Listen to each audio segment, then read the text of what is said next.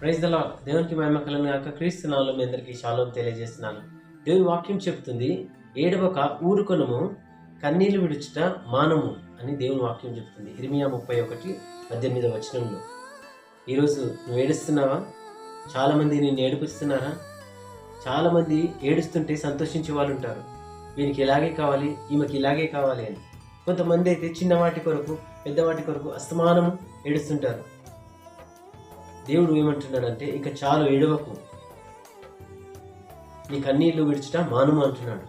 ఇంకొక దగ్గర ఈ లూకా సువార్త 20:28 యెరూషలేము కుమార్తెలారా, మీరు నా నిమిత్తం ఏడవకుడి, మీ నిమిత్తము మీ పిల్లల నిమిత్తము ఏడవడని అక్కడ రాసుకుంటుంది. ఎందుకంటే మన పిల్లల కొరకు, మన కొరకు ఉదయకాలం వేకువజామునే ఆయన సన్నిధిలో మోకరించి గోజాడి ప్రార్థించాలి. వారి భవిష్యత్తు కొరకు, వారి ఒక స్థిరమైన ఆత్మీయ జీవిత కొరకు, కుటుంబంలో కట్టబడే కొరకు మనము ఉదయకాలంలో ఆయన సన్నిధానంలో మొదలుపెట్టాలి.